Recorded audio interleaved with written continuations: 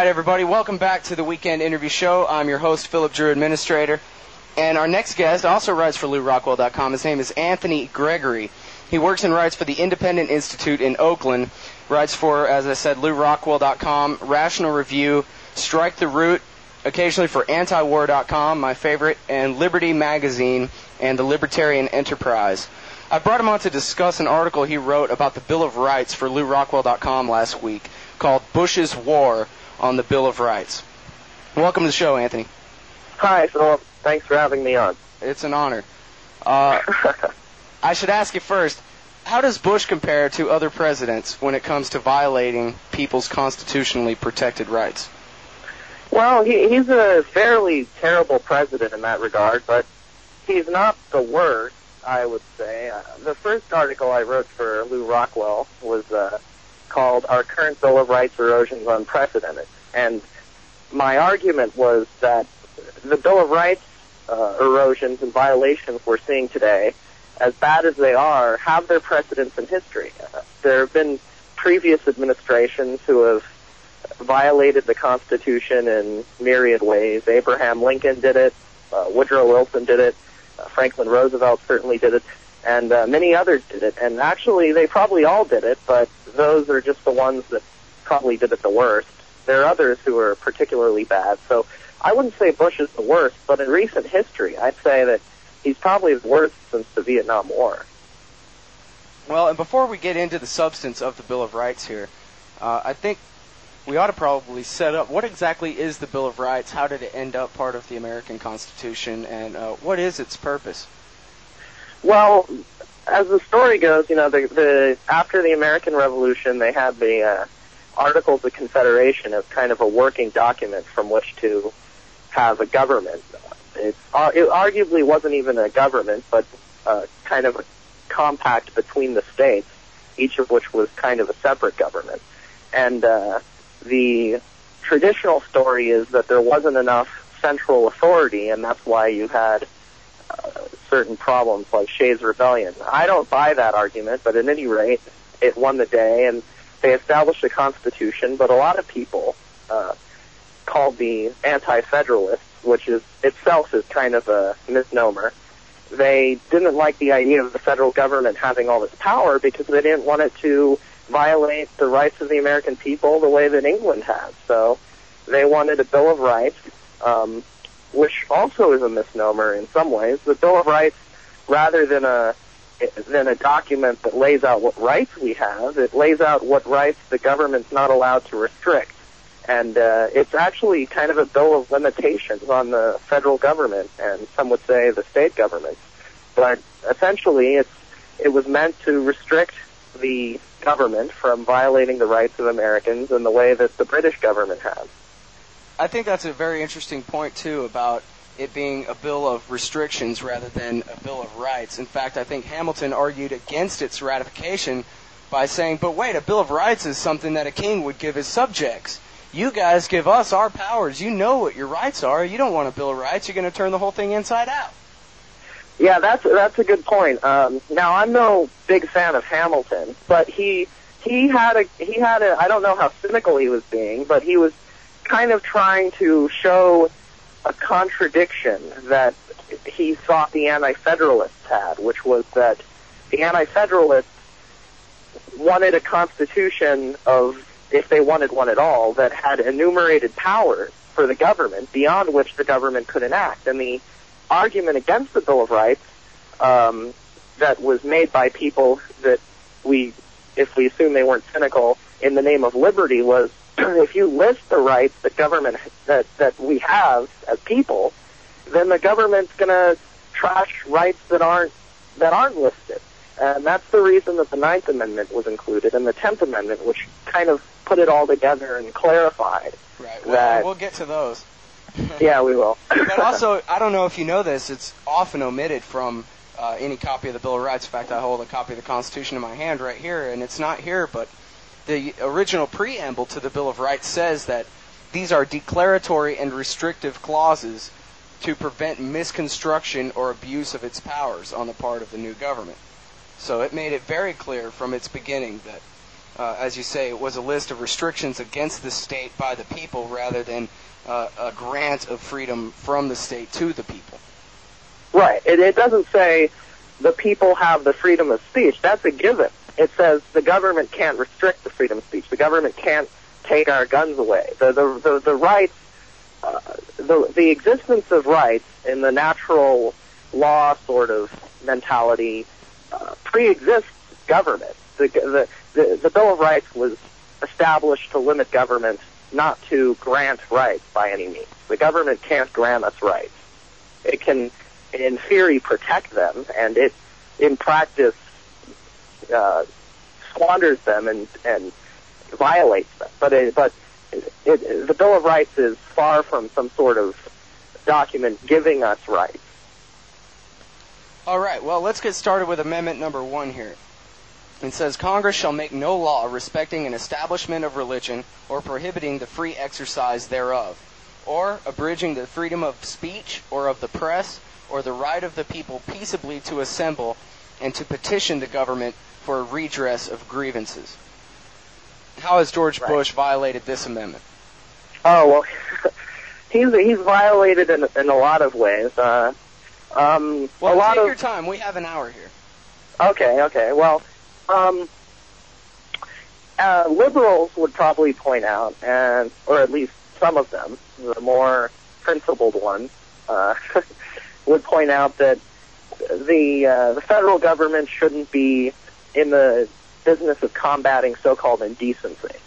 And what we have with Howard Stern losing his contract with Clear Channel because Clear Channel was hassled by the FCC, the FCC doing all this moral posturing by investigating Janet Jackson's exposed breast at the Super Bowl halftime show. Those are examples. At wartime, we see restrictions of freedom of speech elevated. And I would consider the forbidding of photography of the flag-draped casket returning home from Iraq and other restrictions on the press to be violations of the press. Now, one area that I'm particularly disturbed about, in which Bush has violated our freedom of speech, is he signed the bipartisan campaign finance reform bill, which conservatives have often said in trying to appeal to the more libertarians among us that the campaign restrictions on campaigns are a violation of political speech rights.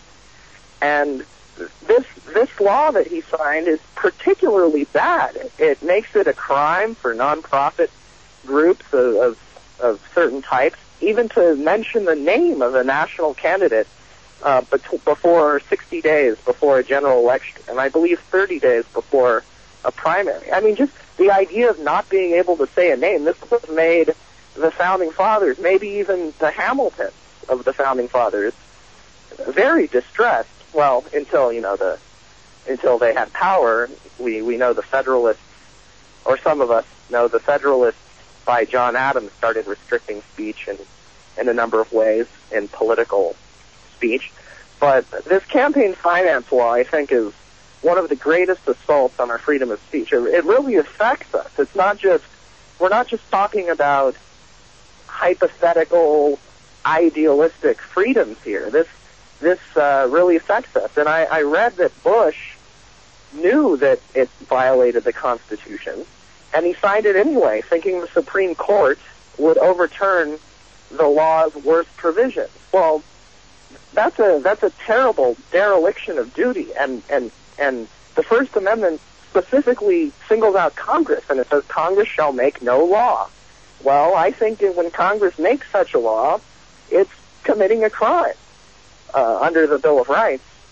So that's another example, and I mentioned wartime violations of free speech, and I mean, now in America we have the famed free speech zones, and when Bush appears on camera in public, they isolate his protesters and his detractors so they're off camera. And we've had protests being disrupted by local police. Now, some people think that the First Amendment should only apply to the federal government. It singles out Congress. But things have become so nationalized, including law enforcement, and certainly the Iraq War is a national policy. So I am very distressed by the reports of here in the East Bay, where I live in Oakland. There was a protest last year around the start of the war, and police came by and they shot the protesters with wooden bullets and with concussion grenades, and they even accidentally, or they hit some dock workers too, and they caused huge welts and shattered bones and injuries. I think that's an assault on the right to protest. Those are. If you count the faith-based initiatives of subsidizing charities through churches and that kind of thing, really only the free exercise clause of the Constitution or of the First Amendment has he left alone. The other four he's violated. Right, and I'm sure if we wanted to get into a nuanced argument, we could find ways in which that's been violated too. I happen to think that if the Bill of Rights were stringently followed, almost everything the government does now, it couldn't do. And so I'm sure that part of the amendment has been violated too, but we probably shouldn't get into it. But you're right. Basically, the whole First Amendment has been trashed by the current administration. It's very sad. The Second Amendment says a well-regulated militia being necessary to the security of a free state, the right of the people to keep and bear arms shall not be infringed. Has it been infringed, Mr. Gray? It's been infringed. This is one issue where the conservatives and the Republicans like to pose as they like to pretend to be the friends of the gun owners. And it can be argued that the Democrats are, at least ideologically, worse on the gun rights issue than the conservatives. But in effect, the Republicans and the NRA, they seem to have this opinion that there are 20,000 or so gun laws in America that violate the Second Amendment. And instead of passing more laws, we should enforce those more stringently. And they have. The Bush administration, under our good friend Attorney General Ashcroft, he has they brag in some of their press releases that they've increased the number of convictions and accusations for these firearms laws. The Bush administration asked for $95 million this year to spend on more gun control programs.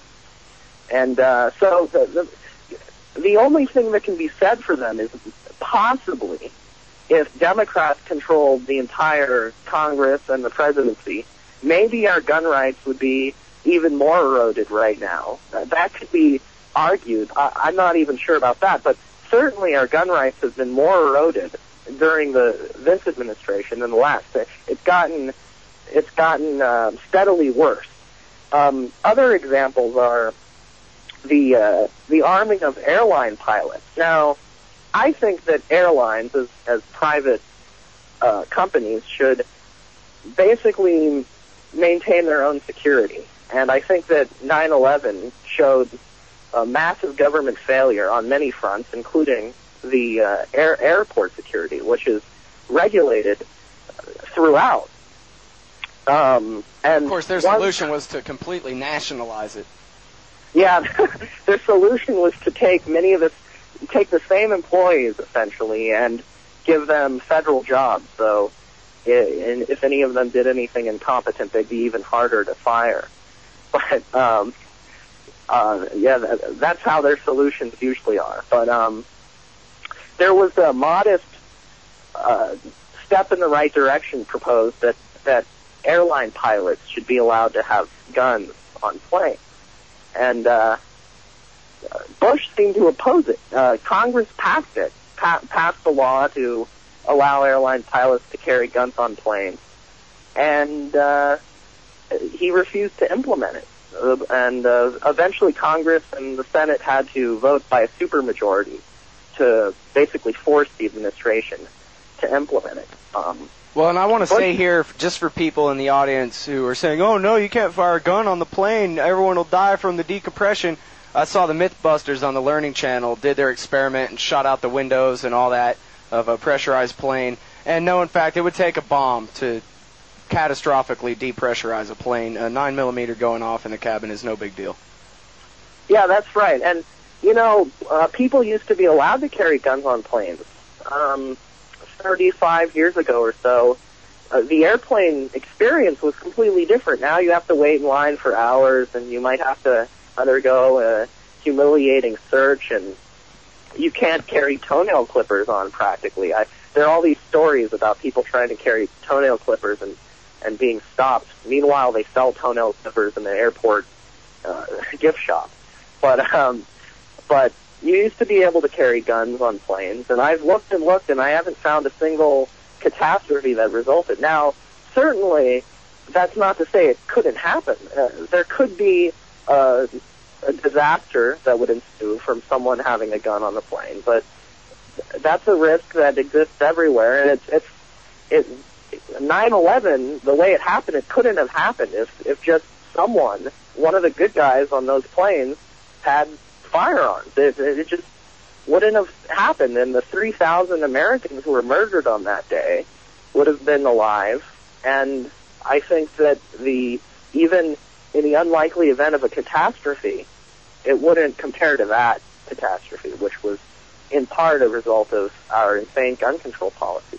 He's also promised to renew the assault weapons ban coming up this September, right?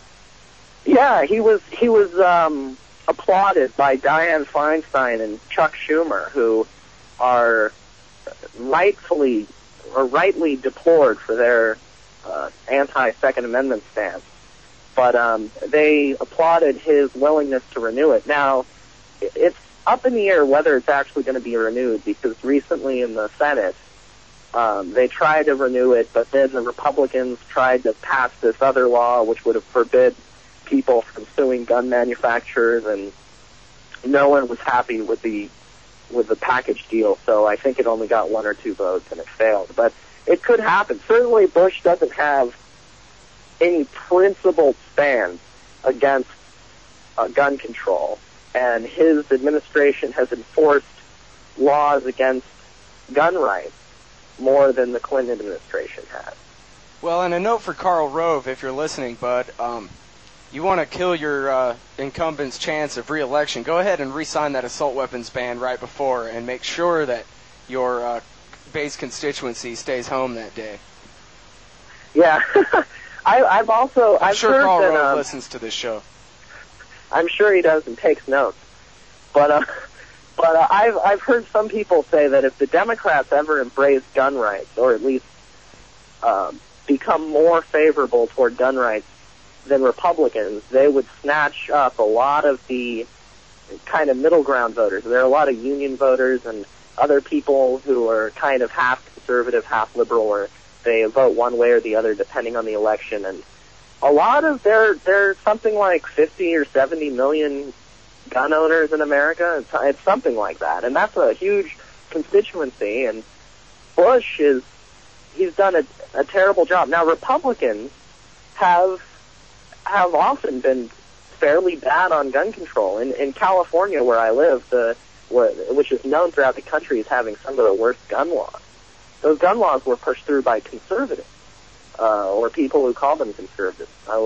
We shouldn't get into that debate just yet, if at all, but of what a conservative is. But Republicans. And, George Bush Sr. was willing to expand gun control, and the Republicans, it's all politics, and they'll vote in a way so the ones that need their pro-gun constituents will vote against the gun law. But the rights of the people to keep and bear arms it has just been eviscerated over the years, and the Republicans have been conspirators in that evisceration. I'm Philip Drew, and I'm interviewing Anthony Gregory. He writes for Strike the Root and LouRockwell.com. We're going over the Bill of Rights and the ways that it has been violated by the Bush administration. Now, Amendment number 3, Mr. Gregory, says, no soldier shall, in time of peace, be quartered in any house without the consent of the owner, nor in time of war, but in a manner to be prescribed by law. Has that been violated by the Bush administration? Have we found an amendment that they haven't screwed up? The Third Amendment is one that people use to point out that the Constitution is has no relevance today, because they say, they never put soldiers in our homes. Well, we got to remember the Third Amendment, like the rest of the Bill of Rights, was established after the American Revolution. And the people who were pushing for the Bill of Rights, they had fresh in their memory from just a little over 20 years ago, the Quartering Act of 1765, which was the inspiration of this, which was when the British government forced American colonists to house troops and also to pay for the housing of troops. It was also a tax law. So I look over at what the U.S. is doing in Iraq, the levying taxes on us, and even on Iraq it's establishing taxes. And it's using it to pay for what I think the Founding Fathers would have considered an imperial mission. So the spirit of the Third Amendment has taken many beatings over the years. The idea of the soldiers actually being quartered in our homes here in America that's probably less likely. I hope it doesn't happen, but that's probably less likely. They don't really need that, because now they have income tax and they have the Federal Reserve, so they can print and confiscate all the money they want to build their own homes. Right, they can just build a garrison right down the street from us and make us pay for it, and meanwhile invite our local cops to train at their military bases. Right, and so I'd say that the Third Amendment, we could talk more and more about this, but I'd say that the Third Amendment, the spirit of the Third Amendment, the meaning that is, the context in which it was written has been, the Bush administration has turned its back on that one. But that one's a little tougher to really nail down. Right. Well, and really its purpose nowadays is to re-express the notion of civilian supremacy over the military, and that they exist to protect us from foreign killers, not to be our rulers. And that's a very important point, especially nowadays, I think. Right. And, there have been times that the U.S. military has been used against American civilians on American soil. I can't think of any examples in the Bush administration, but the Third Amendment, if it hasn't been violated in letter, we better hope that it isn't, because the rest of the Bill of Rights clearly has been violated. And the Third Amendment might be the last one that we see go completely. Well, and speaking of that, Amendment number 4 says the right of the people to be secure in their persons, houses, papers, and effects against unreasonable searches and seizures shall not be violated, and no warrants shall issue but upon probable cause, supported by oath or affirmation, and particularly describing the place to be searched and the persons or things to be seized. So that one's out the window. The Fourth Amendment is really gone. I mean, it's taken so many beatings over the years, especially with gun control laws and the war on drugs and other policies, tax policies, and all kinds of other government policies that rely on being able to search people and to search their homes. But if there was any strength in the Fourth Amendment, it's gone. I mean, they don't search all of us all the time, but in principle, they've established the precedent. The Patriot Act is an abomination. It allows feds to come into our homes and search our residences and put things into our computers and,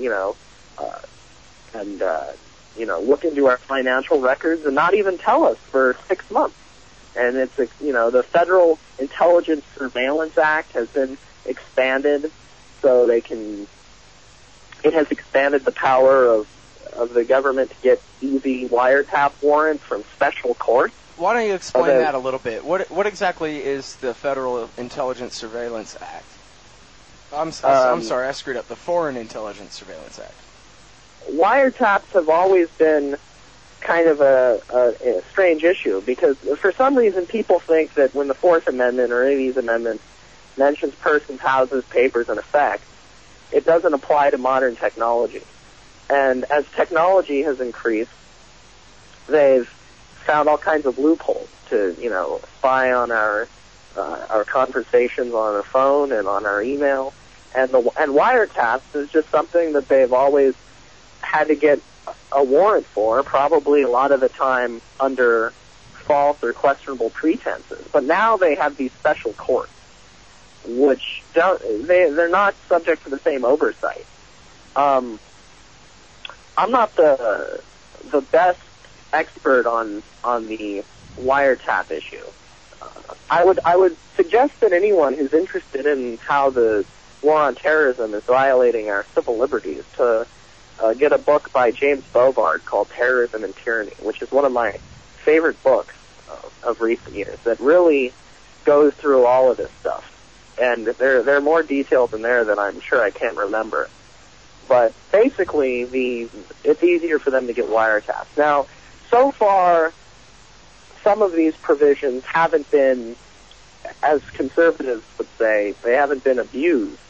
But they've been used, and they haven't really apprehended as many terrorists as they've harassed innocent people. And the fact is, now the floodgates are open, and they can be abused in the future. Also, you wrote in your column that 10% of libraries have been searched by the Department of Justice? Yeah, that was after 9/11. There was the sneak and peek provision, which I believe has been taken out of the Patriot Act. But I don't think so. I don't think anything's been taken out of it. Wait, no, I guess I remember a judge struck down something. Was it the library thing? I think that Congress voted to. Maybe it wasn't ratified by. No, Bush doesn't veto anything. So, or maybe they just refused to fund it. But a lot of damage has already been done, and I imagine it will continue to be done, even if they change some language here and there. Basically, the sneak and peek provision allowed the FBI to obtain library records from librarians, go around to all the libraries, public libraries, and ask them who has checked out what books. Now, this was considered by many civil libertarians to be among the worst of the Patriot Act provisions. I think the whole Patriot Act is despicable. This provision, to me, it's not the most offensive, but I'm certainly opposed to it.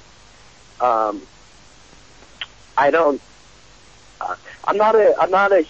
haven't looked too deeply into the sneak and peek provision because so much has happened since 9/11.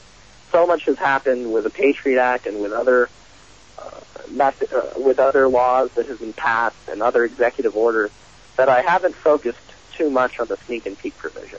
Well, another thing they've done that violates the Fourth Amendment, and I think they already had this to some degree, but especially after the Patriot Act, they have this thing now called administrative warrants, where instead of going to an Article III independent judge, basically one cop asks another cop, hey, can I have a warrant? And he says, yeah, sure. And it works just as good as one signed by a judge. Right, and I think that people don't really pay attention to what the Fourth Amendment says. It says, no warrants shall issue but upon probable cause, comma, supported by oath or affirmation, comma, and particularly describing the place to be searched and the persons or things to be seized. They can't just get a warrant saying we think this guy's up to no good, or we think this guy is a terrorist. They have to have some idea of what they're going to find and who they're going to find, and someone has to swear an oath, or there has to be some affirmation. Ideally, someone should have to put his job on the line and say, look, we know that there are that we're going to find this evidence that would implicate these people in some sort of vicious crime, and I'm willing to swear an oath. And when you swear an oath and you're wrong, or you were wrong deliberately, that's called perjury. But, officials make these oaths all the time, and it's not considered perjury. I mean, Bush swore an oath to uphold the Constitution, and he hasn't done a very good job on that. That really is a fundamental flaw in the Constitution, don't you think? That there's no teeth in there. It says they can't do this and they can't do that, but there's nothing that says a congressman shall hang from his neck if he passes a law that says this or that even they'll lose their job. Oh, yeah, that's right. It's a matter of accountability.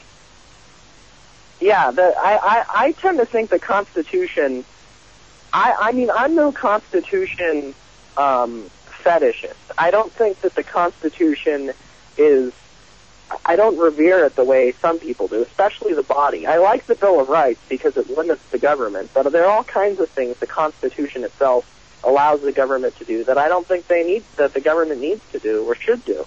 But the reason that I focus on the Bill of Rights, even though I don't think the Constitution is the end-all be-all, is because if the government's going to exist and operate and establish all these laws for us to follow, it should follow its own laws.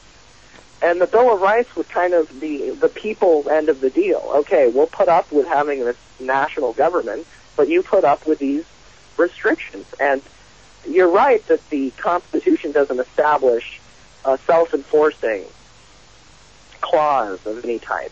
And, many have argued that it should. Maybe it should.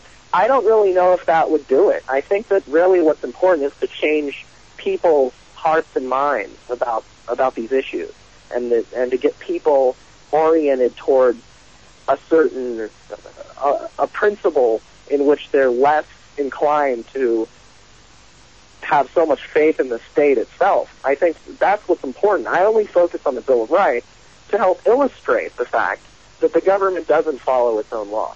If the First Amendment said Congress shall make laws respecting an establishment of religion, or the Second Amendment said Congress shall outlaw firearms, I wouldn't think that that's right. I don't think that what the Constitution says is right morally or practically. But the Bill of Rights as it stands is a fairly good document, and it creates a framework for a fairly free society.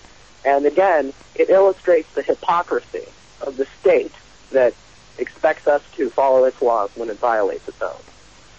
That's really the fundamental bottom line there. Is it simply a contract? Whether you even think it's a very good contract or not, Article 1, 2, and 3 allow these people's positions to exist, so they ought to have to go by what the rest of it says.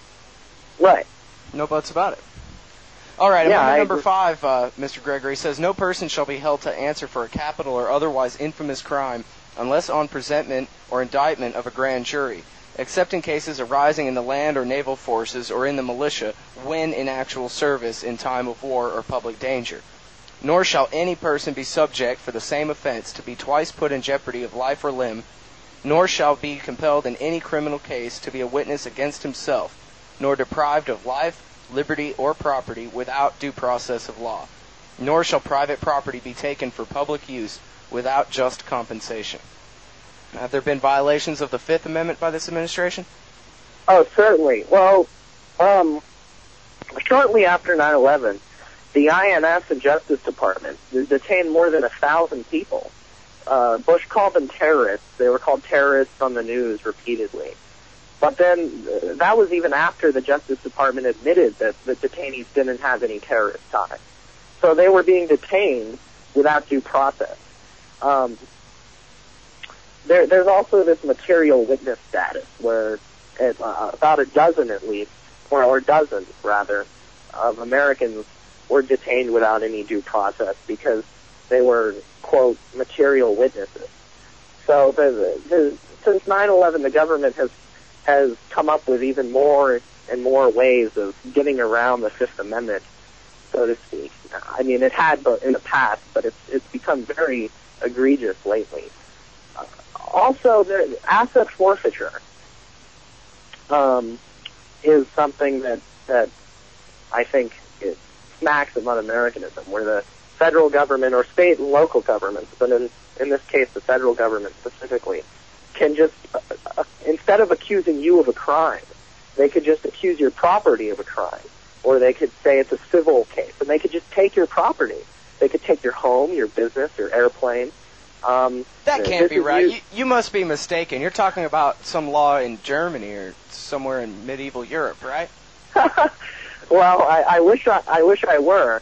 Unfortunately, this is really true. And people say, well, we're talking about drug dealers and we're talking about terrorists, and that's not even true. 80% or so of the time that they use civil asset forfeiture, no one's even accused of a crime. And the doctrine of asset forfeiture has been expanded in some ways under Bush. He's now people who smuggle, as it's called, their own money out of the country. If you take more than $10,000 in cash out of the country without filling out some form, they can just confiscate it. And he's also expanded the powers of eminent domain, which is when the government just takes your property for so-called public use. He expanded this for the case of electrical lines running interstate. Now, some people say that eminent domain's okay because the Fifth Amendment says that property can't be taken for public use without just compensation, implying that it can with just compensation. But a lot of the time, there's not anything close to just compensation. And a lot of the time, they don't use it for anything that I would consider public use, that I don't think anyone sane would consider public use. Now, there's this new precedent, this is outrageous, where they can take your property and give it to a business that they think will raise more tax revenue for the state. And they say, well, taxes are a public good. So if you have some home that's not producing much tax revenue, they could just take it and they can give it to IKEA or whatnot. And that's just despicable. And that's happened under the Bush administration. Well, and the doctrine of eminent domain really means, by definition, that the land belongs to the collective and the state first and to you second. That's what's eminent about it, is that it's theirs before it's yours. Yeah, and that's I don't think that has any place in a free society. I don't think you need eminent domain at all. But if you have it, it has to be strictly limited, and the limitations have been weakened throughout the years. I don't know if Bush has accelerated the use of eminent domain much more than his recent predecessors, but he certainly has continued on the same path. Okay, now Amendment 6, this might provide for a little bit of redundancy from the last one, but it's very important. In all criminal prosecutions, the accused shall enjoy the right to a speedy and public trial by an impartial jury of the state and district wherein the crime shall have been committed, which district shall have previously been ascertained by law, and to be informed of the nature and cause of the accusation, to be confronted with the witnesses against him, and to have compulsory process for obtaining witnesses in his favor, and to have the assistance of counsel for his defense. Now, you can just go ahead and take 10 minutes with this one, I guess. Well, I'll be quick with this one, actually. There are a lot of ways that we can talk about this, but I think the easiest example is Guantanamo Bay. Now, in Guantanamo Bay, there are all these people being held as so-called enemy combatants, and they don't have the privileges of war criminals or the rights of the accused in criminal trial. And there's even if we're going to go with the procedural rights that people have, that I think often don't go far enough, these people are being they're being deprived of their procedural rights. Now, some of them might be, or a lot of them, or maybe most of them might be really bad people, but we can't have a society, or we shouldn't have a society in which people can simply be called enemy combatants by the administration and then lose all their rights. If they're enemy combatants or terrorists, they should be shown in a court of law to be terrorists and to be criminals. The whole idea of due process and of the court system is that you're supposed to be proven guilty.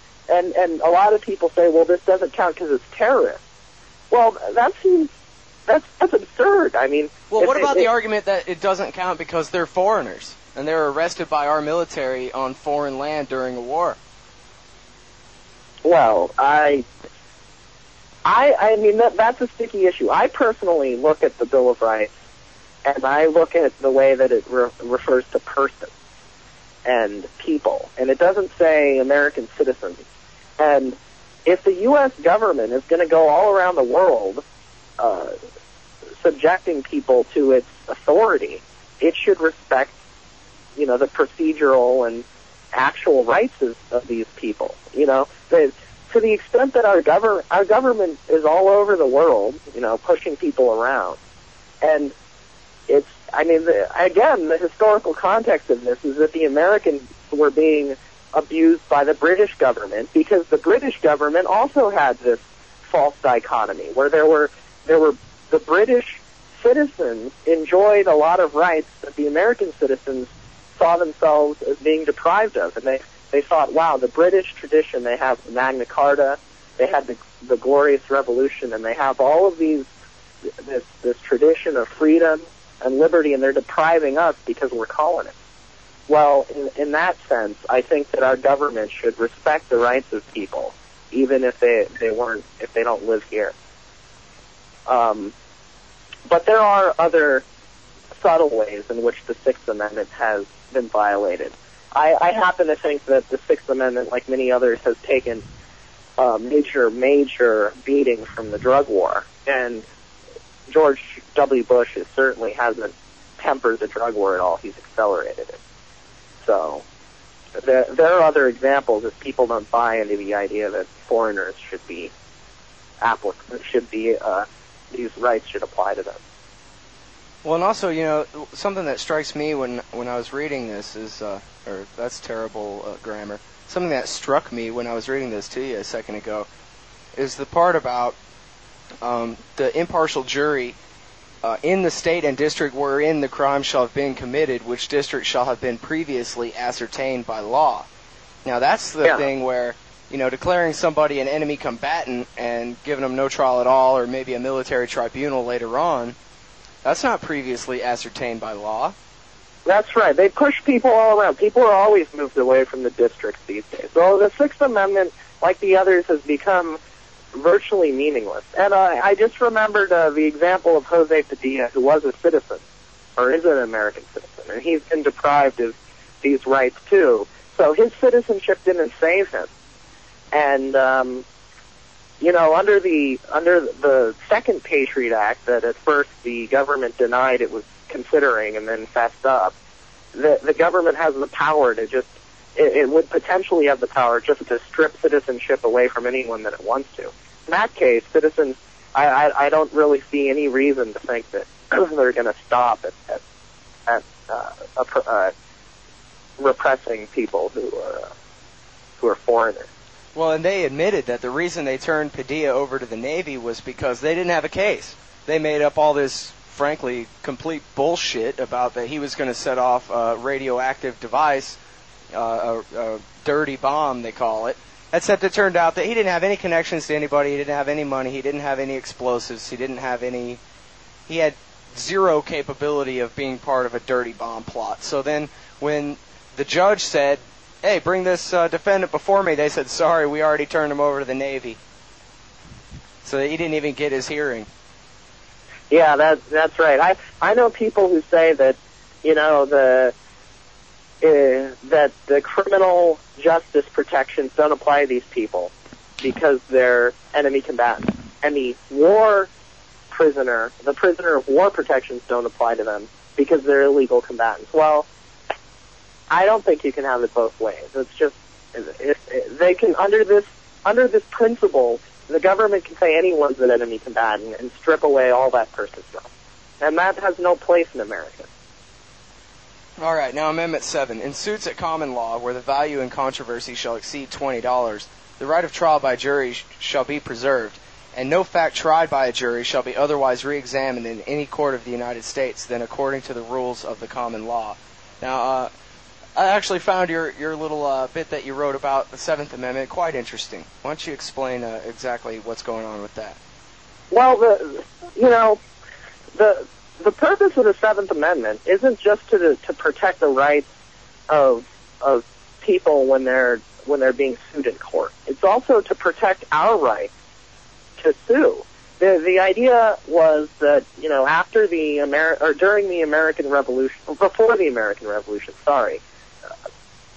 all of these the British officials would do all of these terrible things to American colonists, and they would try to have legal recourse, and the king would just set up these fake courts, and there's a clause in the Declaration of Independence about it, about how that. So the Seventh Amendment wasn't just about protecting your right to a jury when you're being sued, but if you're suing government agents for violence they've committed against you, you have a right to a jury of your peers. Well, we haven't followed this in quite a while, and there's several lawsuits against the Bush administration about his foreknowledge of 9/11. Now, I'm not saying that he had foreknowledge of 9/11, but I kind of doubt that these lawsuits are going to see the light of day in a real court. The ACLU has tried on numerous occasions to sue the government.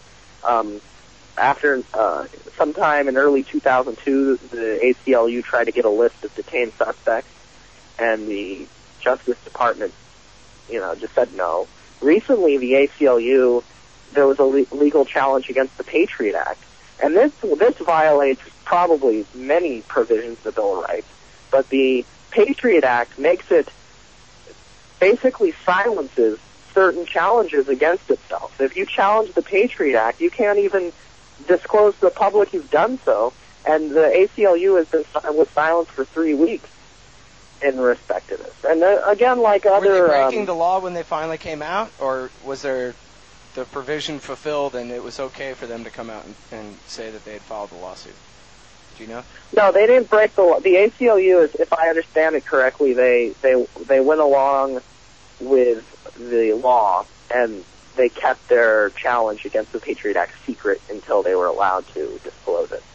But, how scary is that? You complain about something the government's doing, and you're not even allowed to tell people about it? So I'd say there's a free speech issue there, too. But there are other ways the Seventh Amendment has been violated. The middle amendments in the Bill of Rights kind of flow together in a lot of ways. The procedural rights in courts and so on. Life, liberty, and property without due process of law shouldn't be taken away, and they kind of run together. And so I don't have much else to say about the Seventh Amendment. There are, like the others, probably many subtle ways in which the Bush administration violated it, but those are my most convincing examples, I guess. All right. Amendment number 8 says, excessive bail shall not be required, nor excessive fines imposed, nor cruel and unusual punishments inflicted. Well, I think that the Eighth Amendment has... this one, people have subjective arguments. What's excessive? What's cruel and unusual? I think that for victimless crimes, pretty much any punishment is cruel and unusual, or it's cruel. I guess Bush and the other presidents of recent history have circumvented this by making cruel punishments usual. But, we saw Martha Stewart sentenced to prison for claiming innocence of a victimless crime, and now one of the officials who testified against her is in trouble for perjury. That's a big surprise. We saw Tommy Chong go to jail because his company manufactured glassware to be used for... it was pitched for, smoking marijuana with. And now the drug war has gone to the absurd point where even if you shape glass in a certain way, you're committing a crime. The FCC has gone out of control in how much it's fining people. Those are excessive fines. And one example that James Bovard's book alerted me to that people don't know about, the first person to be convicted under the Patriot Act was it's a low-profile case of this guy named Mohammed Hussein, and he had this money transmitting business that sent money to, I believe, Somalia. And he was convicted because basically the Patriot Act made it so if you didn't have a state license for certain money lending businesses, you were committing a federal crime. And the federal government didn't put an effort into telling people this. What was a standard procedure that might have been illegal on the books but was never enforced, that no one cared about, overnight became this federal crime. He received an 18-month prison sentence, and he was called a terrorist on television, and he had his business ruined. And I think that's cruel and unusual.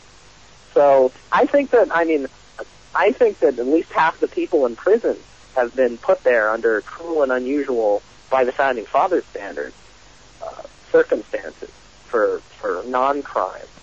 Well, not just the reasons that they're put there, but the way they're treated inside the prisons. In a lot of places in America, it's not too much better than Abu Ghraib. Oh, it's an outrage. Yeah, the prison system is despicable. They put people in the same. They put rival gangs together and encourage fights. There's massive rape going on in the prisons, and I think that, you know, when someone's caught for marijuana or a gun charge or one of these victimless crimes, I mean, to say the least, I think this is inhumane in pretty much any instance, but in these cases especially, to convict them and send them to prison when you know that they have a good chance of being raped by a violent offender, and that's cruel, and it's inhumane, and it doesn't belong in a free country. Our prison system is disgusting. It's huge. We have the highest per capita prison population, I believe, in the world, and that's not compatible with a free society. All right, now we only got a couple of minutes left here, so quickly, Amendment 9, the enumeration in the Constitution of certain rights shall not be construed to deny or disparage others retained by the people. Well, this one was to kind of tie up the Bill of Rights and say just because there are rights being listed doesn't mean you don't have your other rights. And Bush, you know, he's violated the right of self-medication by closing down medical marijuana facilities. He's interfered with our right to trade with other people peacefully by establishing his protectionist steel tariffs and by imposing sanctions. He just imposed a sanction on Syria. The sanction didn't work on Iraq, supposedly. So that's why the U.S. went to war, but now they're going to try a sanction on Syria. And, you know, he's disrupted the right of people to travel peaceably with a no-fly list, you know, in the airports if your name is on the list. And the circumstances for that are just ridiculous. I won't go into them, but if you're on this list of people, you know, you'll be hassled and you can't fly. There are a lot of rights that aren't listed in the Bill of Rights that have been violated. All right, and the 10th Amendment, which should be the First Amendment, the powers not delegated to the United States by the Constitution, nor prohibited by it to the states, are reserved to the states respectively or to the people. Oh, well, this one, you know, Republicans have, the more conservative, or fiscally conservative, I guess you call them, Republicans have said, you know, have always said the Constitution doesn't allow for the federal government to be involved in education or health care or farming, and they're right. But for some reason, a lot of them have turned a blind eye to Bush. He signed a record $190 billion farm bill. He pushed through the largest expansion of Medicare since it began. In fact, his prescription drug program is the biggest entitlement program since the Great Society. He's, you know, he signed the steel tariffs, as I said. He's, you know, championed faith-based initiatives. He's gotten the federal government to more involved in our lives, in our economic and personal activities than any president in recent history. And he's just obliterated the entire idea that the federal government should have any limitations. The federal government has just gotten, you know, he's increased the budget of the Department of Education 70%. The Republicans used to say they wanted to get rid of the Department of Education altogether, and they, you know, that would be a good thing. there's no reason the federal government should be involved in education at all. It's not practical. It's a waste of money. And he's often criticized by a lot of leftists for having cut social programs. Well, that's just not true. Both conservatives and liberals want us to believe that, but it's not true. He's expanded social programs more than Clinton, at a faster rate than Clinton. And the only person he compares to in recent history is Lyndon Johnson, and he might even be worse than him. And that's not a very nice thing to say about somebody. All right. I'm sorry, Yeah. we're just straight out of time here. Everybody, Anthony Gregory, he works at the Independent Institute in Oakland. He writes for LewRockwell.com, Antiwar.com, Rational Review, Strike the Root, Liberty Magazine, and the Libertarian Enterprise. Thanks a lot for coming on the show to discuss the Bill of Rights with us today. I sure appreciate it. Well, thanks, Phil. It's been great.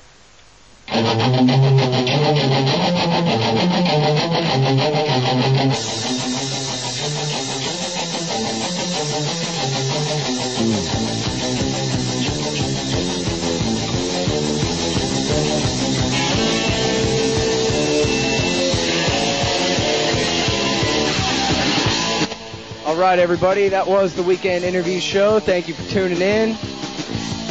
Shouts out to Karen Katowski and Anthony Gregory. I hope to be running into them both next week at the Libertarian Convention in Atlanta, Georgia, where I will be live. It should be, I'm not exactly sure on the time, folks. I'll put it up on the guest book on 959.com, chaos959.com.